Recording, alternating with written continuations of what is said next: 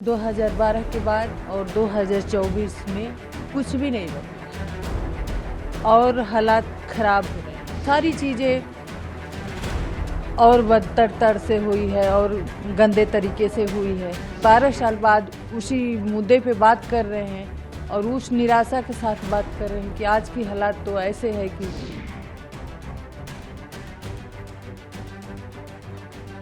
12 साल, जी हां, पूरे 12 साल गुजर गए हैं।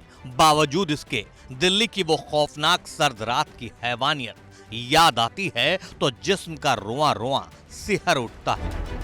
निर्भया को जालिमों ने ऐसा जख्म दिया था जिसकी तड़प में वो पल पल मरती रही और आखिरकार अस्पताल के बेड पर एक दिन मौत को गले लगा लिया। उसकी मां का कलेजा आज भी छलनी है, इसलिए बुझे मन से कह रही हैं 12 साल बाद भी देश में बेटियों के लिए कुछ नहीं बदला है। या और सच में देखा जाए तो 2012 के बाद और 2024 में कुछ भी नहीं बदला है और हालात खराब हो रहे हैं।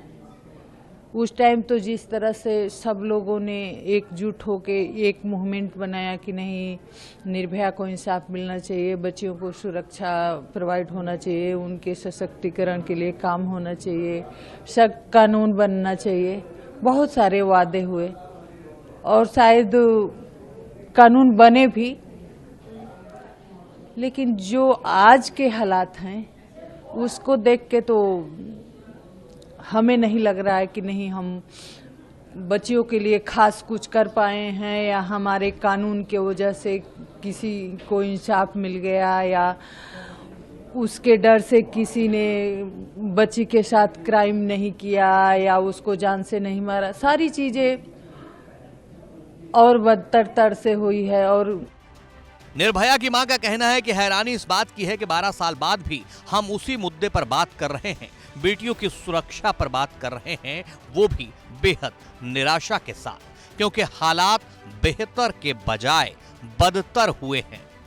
बेटियां इंसाफ के लिए दर दर भटक रही हैं। तमाम सबूतों के बाद भी मुजरिम गिरफ्त से दूर है, क्योंकि कानून का खौफ कम हुआ है।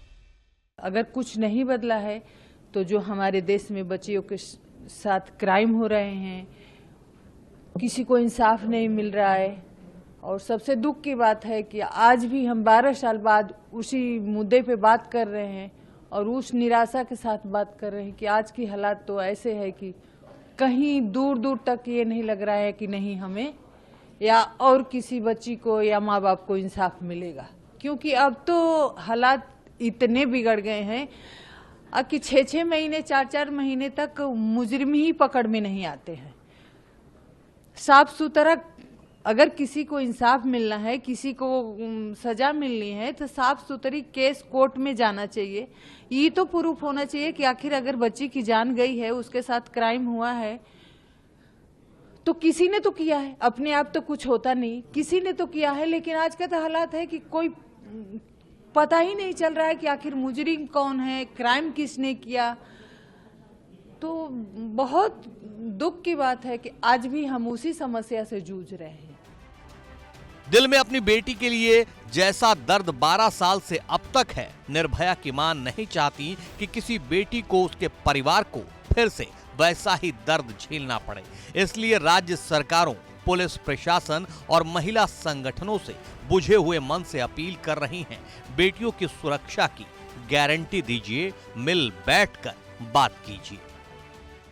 तो कहीं ना कहीं हमें इस चीज पे बात करनी चाहिए। आज जो प्रोग्राम है इसी चीज पे है तो इस पे बात करनी चाहिए। मैं तो बल्कि यही कहना चाहूंगी, आपका चैनल पूरे वर्ल्ड में जाता है तो इसके माध्यम से हम यही कहना चाहिए कि सब कुछ हो रहा है तो हमें राज्य सरकारों को, पुलिस को, हमारे जो महिला संस्थाएं हैं उनको, सबको मिलकर इस पे हर मुद्दे से हट के इस पे बात करनी चाहिए कि आखिर अगर सब कुछ है तो किसी को इंसाफ क्यों नहीं मिल रहा है, अगर ऐसे क्राइम क्यों हो रहे हैं, इतनी हालात खराब क्यों है। तो हम यही चाहेंगे कि नहीं, इस चीज पे बात हो।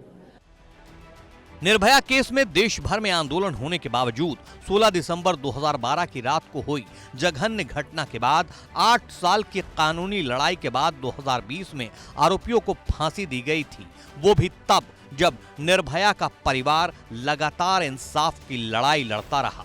लेकिन जिनके लिए लड़ने वाला कोई नहीं है, उन बेटियों की हिफाजत का जिम्मा कौन लेगा? निर्भया कांड के 12 साल बाद भी ये सवाल मुंह बाए खड़ा है, लेकिन जवाब देने वाला कोई नहीं है।